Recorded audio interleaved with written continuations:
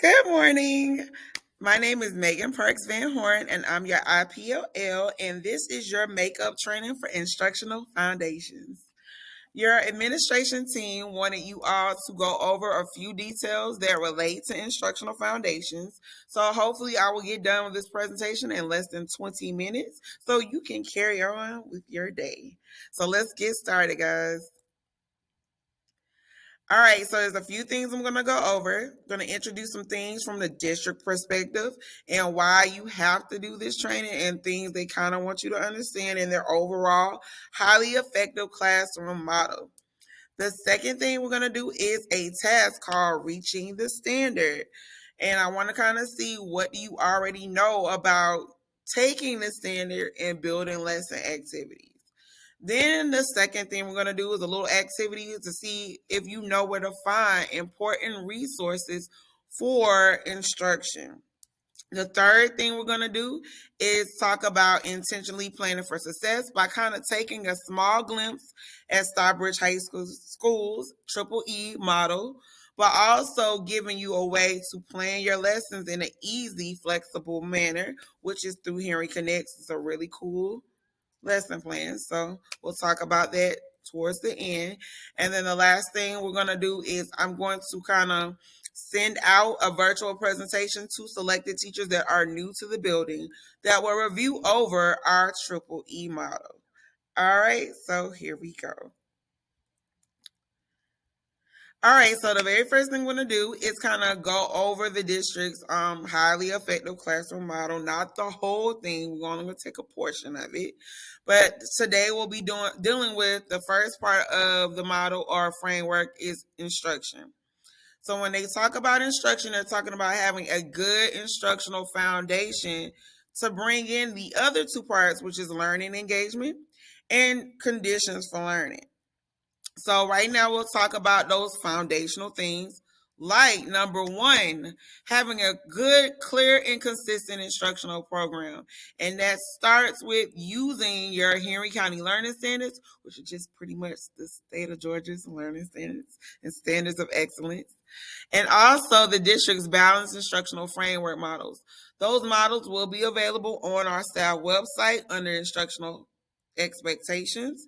So if you want to take a look at those models for your content area, I will have them linked there under professional development. All right. So you want to make sure that you are using those things to guide your instruction in the classroom. Then the second thing we're going to kind of hit on in this presentation is monitoring student learning. So of course, we know we monitor student learning through formative and summative and informal and formal assessments. And one thing that the district is pushing for really for the past 3 years is the collaborative formative assessment, which are CFAs. So we want to make sure that you are able to locate those and that you're actually utilizing that data and disaggregating that data in your professional learning communities. So we want to make sure that you at least know where to go for your PLC documentation when you meet with your PLCs. The last part is intentionally planning for instruction. So we want to make sure that we, of course, hit on those lesson activities, which we'll kind of do in the beginning of the presentation, but also kind of show you how to plan out your instruction over time to get the best results out of your students. And that is using that Triple E model. All right, so let's go ahead and get started. All right, so the first thing I would do if you were in front of me is ask you, hey, where would I go if I need to locate the Henry County Learning Standards? Well, since you're not in front of me, I hope you said the Henry Connects platform. That is pretty much where you can get a plethora of information. So if you feel like you don't know where stuff is, just always say Henry Connects. All right, so definitely if you need to find your standards, go to Henry Connects. So if you could do me a favor and pull that up right now, because you will need that in the next task that you're about to do. All right, so before I have you jump into the task, I want to give you a little itty bitty mini lesson real quick first.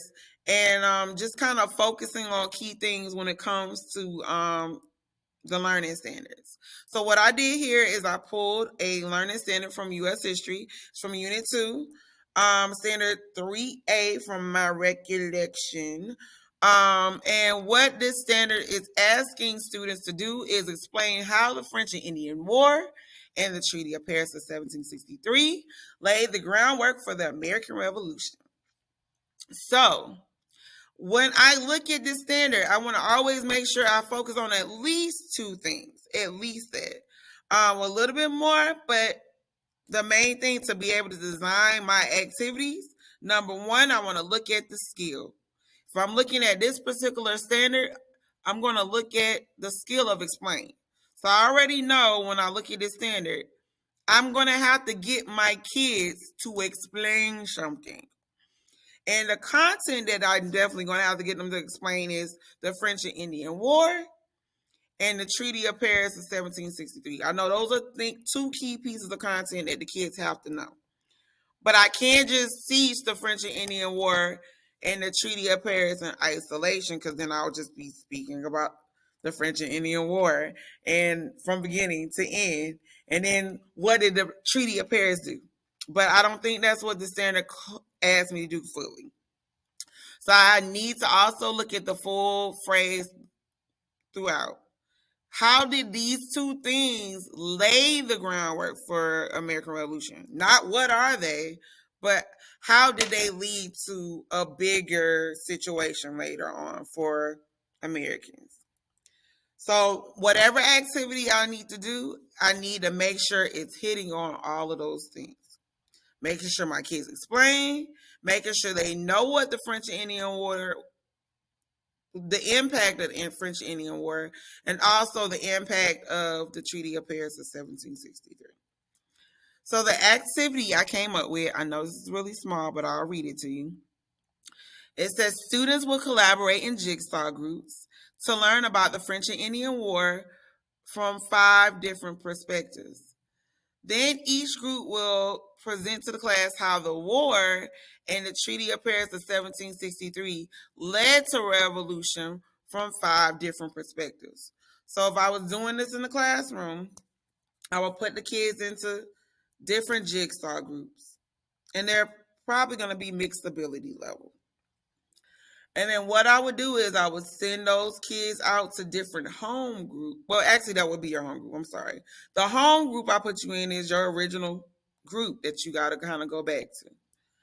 And so then what I would do is I would actually send those kids out to their jigsaw groups, and they would learn about the French and Indian War and the Treaty of Paris of 1763 from 5 different perspectives, which could be a Native American, which could be a Kentucky farmer, which could be a Boston colonist. It could be any 5 people that I choose from colonial America. And they're going to learn about that, and then they go back to their home group and present that information to their home group. Then what I would do as an assessment at the end, it's just me, I'm going to put the home group up there, and I'm going to give them a random perspective, and I want them to explain to me how, from your person's perspective, did these 2 entities lead to a bigger picture for colonies or America. And so, I don't know, do you feel like my activity reached the standard? Well, I don't care if you do. No, I'm just playing. I'm joking.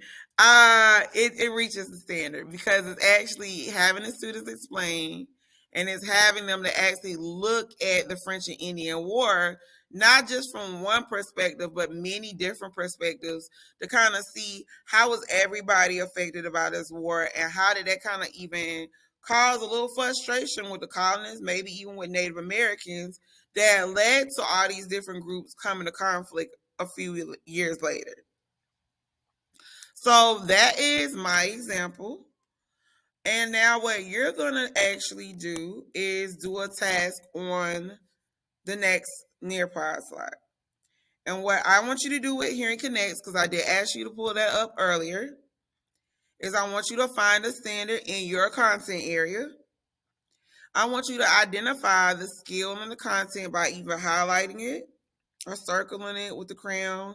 Got some little tools you can use. So do that. And then I want you to lastly create an activity for your students. All right, so I'm going to say it one more time. You're going to go to Henry Connects. You're going to find a standard for your content area. You're going to identify that skill and content. And then you're going to actually create an activity for your students based off of that standard. And it can already be a standard you already covered in the activity you really did. And then what you're going to do is I want you to look at this rigor chart that I'm going to actually show you on the next slide. And I want you to compare your activity and see where do you feel like it fell on the rigor and relevance chart or quadrant chart. Okay? So I'm going to go to the next slide. And after you actually put your activity in the Nearpod, I want you to look at the rigor and relevance chart and quadrant chart. And I'm going to explain this really quickly. And you have 4 different quadrants for the rigor and relevance. So in quadrant A, this is kind of like the basic level of rigor. So kids are naming things, they're labeling things, they're defining things, they're identifying, they might be listing, they might be memorizing things, they're going to remember a few facts, just basic stuff, like level DOK1 stuff. Then you come to quadrant B and you're kind of taking it up a next level to like depth of knowledge 2. So I might be applying a concept. I might be putting things in sequential order. I might be demonstrating a few things. I might be constructing an argument, solving an equation, calculating a few things. So this is kind of taking it to a depth of knowledge 2. Then you get to C, and that's taking it up to a little bit more to like a DOK3. And you can do a little bit of analyzing, you're comparing and contrasting, your differentiation, different pieces of information, explaining, like in my last example, that activity my kids would have been doing would have been in quadrant C. So you want to make sure that you're actually matching that skill up with what quadrant it belongs in. Then lastly, with D, you want to have, that's pretty much like real world connections that students are making with your actual concepts that you're teaching. So students may be evaluating things, they might be validating some things, they might be justifying an argument or making claims, they may be making inferences based off of the information, they might be creating a whole new concept based off of what you taught them. They may be coming up with an actual argument or making conclusions. So this will be like a depth of knowledge 4. If you look on the outside, you'll see the knowledge, and also at the bottom, the application, and kind of look and see what level that kids are actually being by even using this rigor and relevance framework or quadrant. And if you teach an EOC course, this is kind of how your growth chart will actually look. You have like these 4 different quadrants and you have all these green bubbles. And if your green bubbles are all the way to the right, kind of in this D quadrant, that means your kids show significant growth and are being taught at a high level because they're in that D quadrant. If you actually see bubbles kind of in the lower left-hand corner, a lower right-hand corner, that means your kids are kind of in like a depth of knowledge 1 and 2, and they're kind of being taught at a low level and they didn't really grow as much. So that's only if you teach an EOC course and they're actually collecting your data. That's just a little extra tip.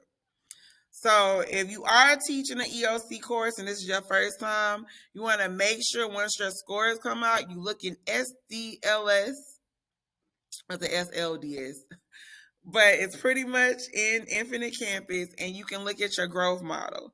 And your growth model you want to always have in the D quadrant. So that's just a little extra information.